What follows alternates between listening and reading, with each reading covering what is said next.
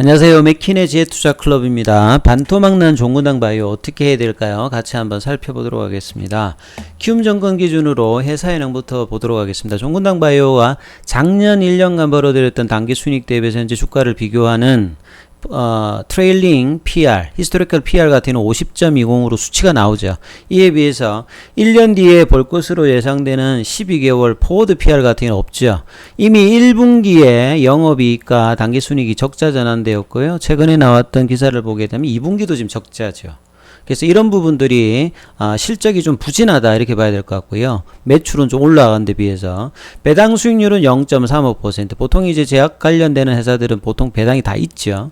자, 외국인 보유는 그렇게 크지 않습니다. 1%. 기관들 같은 경우에도 국내 기관들이 이 보유 현황이 이렇게 높은 편이 아니죠. 삼성자산운용이 3월달 기준으로 한 8,000주 정도 가지고 있고, 자, 이런 부분들은 이제 2013년도에 지주회사 체제로 전환했기 때문에 주주 현황에서 보시게 되면 종근당 홀딩스가 한 거의 한 40% 정도를 가지고 있죠. 이러다 보니까 거래되는 물량 자체가 이렇게 많은 편은 아니다 이렇게 보셔야 될 것 같고요. 자, 이 회사 같은 경우에는 우수한 발효 기술력을 바탕으로 양질의 항생제, 면역 억제제들의 원료 약품 API라고 보통 부르죠. API의 어떤 제조 형식에 보면 발효, 그 다음에 뭐 합성, 그 다음에 뭐 추출 이런 걸 통해 가지고 만듭니다. 그래서 이제 국내에 유수의 제약회사에 공급하고 있는데 보통 이제 수출 비중이 한 70-80% 된다 이렇게 보시면 될 것 같아요. 자, 장부를 좀 더 보도록 하겠습니다. 자, 1분기 매출은 한 10.3 증가를 했는데요. 자, 이 영업이익이 많이 났습니다. 판관비도 좀 늘어났습니다만 이 원료약품 같은 경우는 매출 원가가 거의 한 80% 정도 차지하는데 이 부분이 전년 대비해서 32.4% 올라왔기 때문에 이런 부분들이 적자전에 영향을 줬다 이렇게 보시면 될 것 같고요. 자, 이 회사의 재무상태표를 보시게 되면 현금 및 현금 자산이 그렇게 높은 편이 아니죠. 자, 이런 부분들은 뭐냐면 유형자산 투자에 최근에 어떤 몇 년간에 많이 투자를 했습니다. 이 회사가. 그래서 이런 부분도 영향이 좀 있고요. 이익잉여 같은 경우에는 계속 이제 누적적으로 소폭 증가를 하고 있는 모습입니다. 그리고 이제 현금 흐름표에서도 보시게 되면 1분기에 영업 활동으로 현금 흐름도 마이너스고요. 투자 활동 같은 경우에는 작년도, 재작년도에 보시게 되면 거의 한 1,000억대 이상 투자를 했죠. 이제 이런 부분들이 재무 활동으로 좀 조달을 했죠. 보시게 되면 작년에 이런 부분들이 있습니다. 그래서 안정성 비율을 보시게 되면 최근에 몇 년간 투자 활동, 재무 활동으로 돈을 좀 올라와서 이전에 어떤 부채 비율보다는 최근에 뭐 한 3배 가까이 올라왔죠. 이제 이런 부분들이 좀 부담스러울 부분이 있습니다만 여전히 78% 정도니까 아직 뭐 재무적으로 그렇게 나쁜 편은 아니고요. 자, 유보율 같은 경우에는 1100% 정도, 이자 보상 비율 같은 경우에는 지금 적자기 때문에 이 부분이 1분기에는 안 나오겠죠. 자, 수익성 관련된 ROE도 지금 적자 전환인데 기존에 보시게 되면 그렇게 높은 편이 아니죠. 그래서 자기 자본 대비해서 당기순이 그렇게 높은 편이 아니다. 이제 이 말은 뭐냐면 원료의약품이 완제의약품의 원료를 계열사 간에 안정적인 어떤 장기 계약을 통해서 나가다 보니까 마진이 그렇게 큰 사업은 아니다 이렇게 봐야 되겠죠. 그래서 이런 부분들을 극복하기 위해서 사업 다각화를 종근당 바이오가 하고 있는 상태다 이렇게 봐야 되겠습니다. 자, IR 자료 그렇게 많지 않은데요. 2019년에 나왔던 부분들을 좀 참고해서 설명을 좀 추가로 해드리도록 하겠습니다.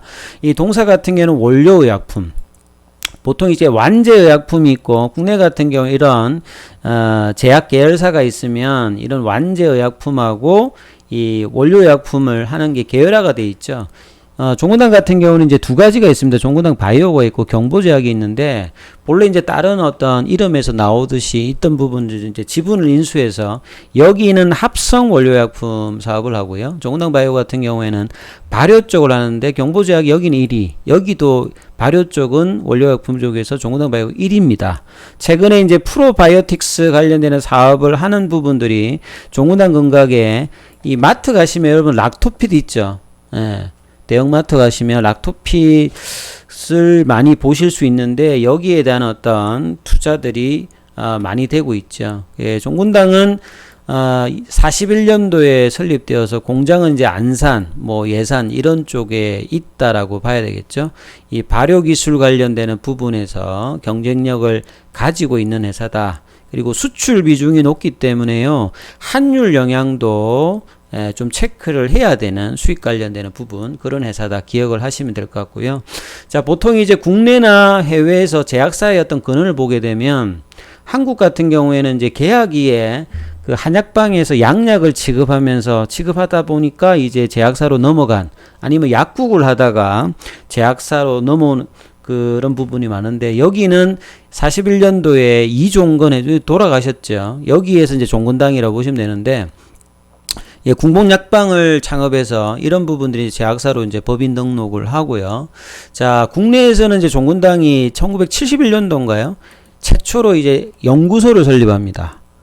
그래서 R&D 투자를 상당히 많이 하는 회사라고 알고 계시면 될 것 같고요. 자, 2001년도에 이제 종근당하고 종근당 바이오로 이제 분사를 하죠. 예. 요런 어떤 그 이력을 갖추고 있는 회사고요. 원료약품에서 좀 더 소개를 해드리면, 자, 원료약품에서 이제 주종을 지금 하고 있는 게 PC라고 하는, 이 용어 좀 어렵죠. 뭐 클라블라산, 뭐 칼륨 이렇게 발음하기도 힘든데, 항생제가 뭐 1세대, 2세대, 3세대 이렇게 나눠지는데, 초기에 이 페니실린 관련되는 부분은 내성을 좀 막아주는데 혼합해서 쓰는 게 요 PC라고 합니다. 그래서 여기에서 시장 규모가 한 1등, 2등 정도, 2등 한 3등 정도 한다고 해요. 여기가 이제 좀 주종이고, 이러다 보니까 종근당 바이오가 항상 이제 뭐 사스라든지, 그다음 신종플루 이런 것들이 나오면 항생제 수요가 올라가잖아요. 그러다 보니까 거기 수혜주로도 움직이고, 그 뒤에 이제 뭐 DMCT라든지, 아카보즈라든지, 뭐, 사이클로스포린인가요? 예. 그 다음에 리팜피신, 예. 그 다음에 뭐, 테이코플라닌, 예. 용어 다 되게 어려운데 대부분 뭐 항생제 관련되는 부분의 원료들이라고 보시면 되겠죠. 그래서, 세계 시장에서 이렇게 나름 이제 상당히 수익권의 회사다. 이렇게 봐야 될 것 같아요. 그래서, 원료약품 같은 경우에서 주로 이제 유럽 쪽이라든지 미국 쪽이라든지 동남아시아 쪽에 거래를 많이 하고 있는 회사다. 예, 국내 쪽도 마찬가지고요. 그래서 원료약품 수출 보시게 되면 미국 비롯해서 전 세계 60개국에 170여 개 거래처를 좀 가지고 있는 회사고요. 근데 이것만 해가지고는 사실 돈이 그렇게 크지 않죠. 아까 ROE가 낮았다고 해서. 그래서 이제 2016년도, 17년도 이 이후에 이 회사가 이제 프로바이오틱스, 이런 부분들을 이제 신규 사업을 2016년부터 좀 진행을 하면서 락토핏이 좀 대박을 쳤죠. 그래서 뭐 초기에 몇백억 단위에서 이제 이게 뭐 한 몇천억 대까지 올라오면서 여기에 이제 원료 관련되는 부분, CMO 원말 사업 이런 부분들이 확대를 하고, 이런 부분들이 향후에 이제 반려동물이라든지 이런 걸 하는데요. 그래서 건기식 관련되는 테마에도 엮여 있는데, 여기 플러스 마이크로바이옴 관련되는 부분까지 맞춤형 프로바이오틱스 사업까지 하기 때문에 장기 어떤 성장의 어떤 부분들은 계속 있다라고 보여집니다. 그래서 마이크로바이옴 관련되는 부분들, 이런 부분들이 장기 어떤 성장 동력원으로 구가를 하고 있는 회사라고 봐야 되겠고요. 그 다음에 박셀바이오 마찬가지, 여기도 보면 반려동물용 시장에 또 프로바이오틱스, 애견이나 뭐 그 반려동물 키우시는 분들은 유산균 그 동물들도 이렇게 주잖아요. 예, 그래서 이런 부분들을 아실 수 있을 거고요. 자, 이런 부분들 당후에 좀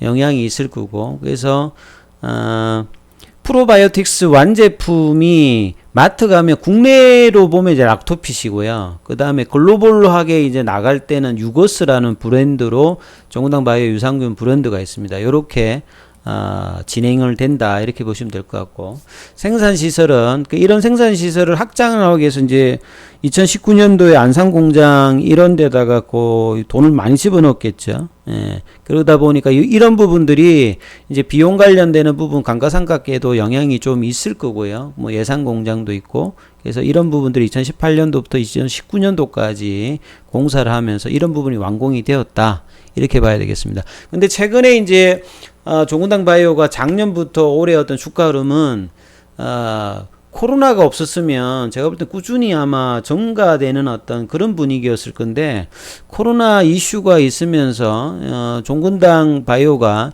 이 나파벨탄 관련되는 부분의 흐름에서 종근당 그 그룹주들이 다 여기에 움직였지 않습니까? 올해 3월 달에 결국은 이제 임상 이상 관련되는 부분에서 조건부 승인을 받기 위해서 유효성 안정성을 좀 득해야 되는데 이런 부분에서 실패를 하지요. 그래서 지금 3상을 이제 종군당 같은 경우도 좀 더 해야 되는 어떤 상황. 이러다 보니까 그 위에 이제 주가가 빠졌죠. 그리고 좀 하나 더 들어가 있는 게 종군당 바이오가 이제 CMO 관련되는 부분에 영향도 있거든요. 그래서 이 스푸트니크 여기 이제 완제 위탁 생산 여기에 또 관여가 돼 있기 때문에 이런 어떤 재료로도 주가가 왔다 갔다 합니다. 그리고 이제 7월 30일에 이제 기사가 나왔죠. 2분기 여전히 영업 손실이 6억 정도가 또 나왔죠.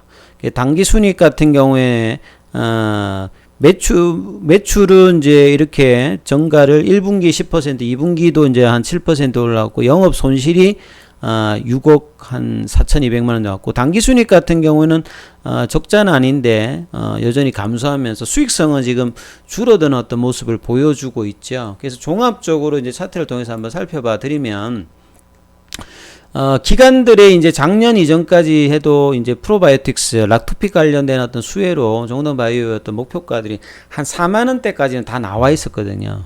그래서 장기적인 어떤 그런 어떤 기전이 있는 상태인데 그 뒤에 이제 주가가 폭발했던 부분들은 이런 펀더멘탈만 반영해서 올라갔다기보다는 이 코로나 치료제 관련되는 부분 이슈로 주가가 작년에 어떤 저점 뭐 한 2만 원대에서 거의 한 6배 가량 올라갔죠.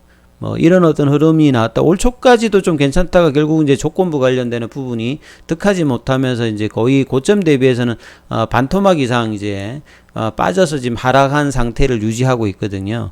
그래서 이제 뭐 카톡방에 물어보신 분은 한 8만 원대 초반 정도에 비중이 한 15% 가지고 있는데 어떻게 보냐 이렇게 막 물어보셨는데 제가 볼 때는 장기적으로는 종군당 바이오가 나쁘지 않습니다. 뭐 건기식 관련되는 부분이나 락토픽 관련되는 수혜를 고령화 사이에서 이제 계속 보는데 그거를 반영해서 주가가 올라갔다기보다는 거기에 플러스 이 나파벨탄 관련되는 부분으로 주가가 오버슈팅이 되었다가 이제 조건부 허가를 내지를 못하니까 실망감으로 빠졌는데 이제 삼상 관련되는 부분들이 이제 7월 말부터 뭐 진행한다 뭐 이런 기사들이 있었기 때문에 향후 이제 그 부분이 좀 중요할 거고요.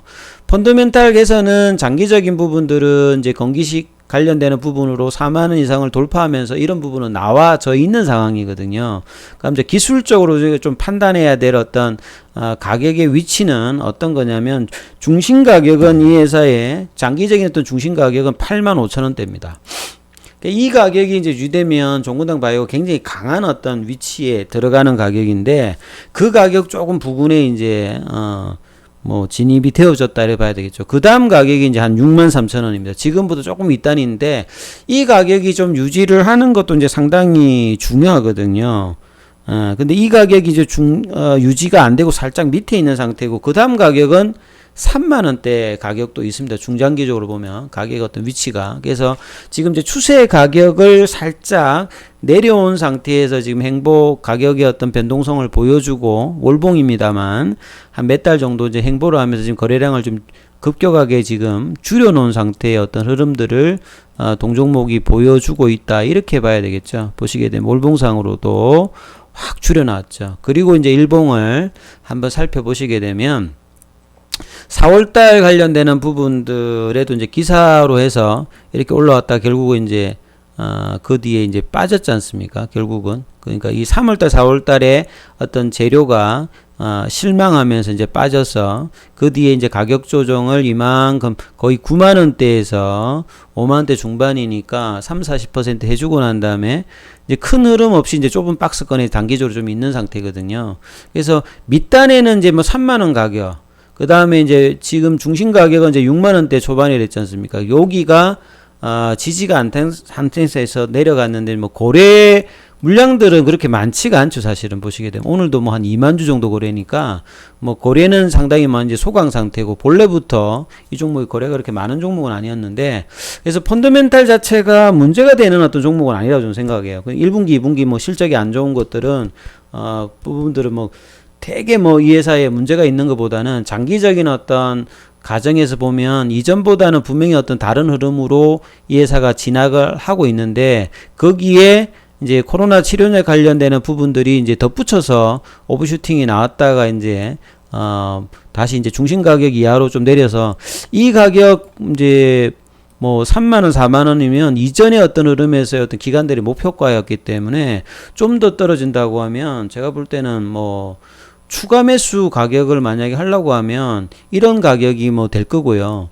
뭐 이렇게 가격 조정을 안 돼도 지금 이제 가격 조정과 이제 기간 조정을 한 2달 정도 이상 하잖아요. 그래서 향후에 삼성 관련되는 부분들이 어떤 소식이 어떻게 나오느냐, 뭐 그 다음에 이제 기존 어떤 실적이 1분기, 2분기 안 좋으니까 그게 조금 아쉬운 게 있습니다만 장기적인 부분에서는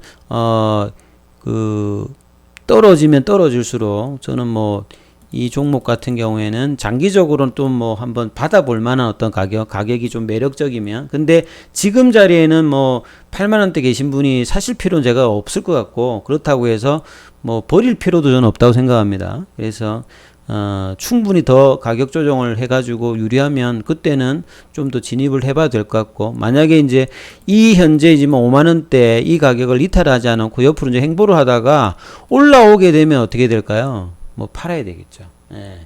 그래서 좀 기다리는 어떤 전략들, 그리고 뭐 손절매보다는 뭐 기다리시면 시간이 좀 필요하겠습니다만 뭐 나쁜 선택은 아닐 거라고 생각하고요. 추가 매수 라인은 훨씬 더 밑에 있다. 이런 부분을 좀 전략적으로 좀 생각해서, 회사는 특별히 제가 볼 때는 문제가 없다. 근데 아쉬운 것은 1분기, 2분기 실적이 안 좋아서 그 모멘텀을 좀 받지는 못한다. 그리고 수급상도 본래부터 그렇게 강한 종목은 아니었기 때문에 최근에 보시기에도 외국인이라든 기관의 어떤 비중 자체는 그렇게 없죠. 개인들도 크게 지금 적극적으로 매매를 안 하는 소강 상태니까 좀 차분하게 좀 이제 기다리시면서 하시게 되면 또 반등이 뭐 나올 어떤 지점에서는 반등이 뭐 충분히 나와서 한번 나올 수 있는 어떤 흐름이 한번 예상을 해 보셔도 될 것 같습니다. 자, 여기까지 하고 좋은 결과 나오시길 기대할게요.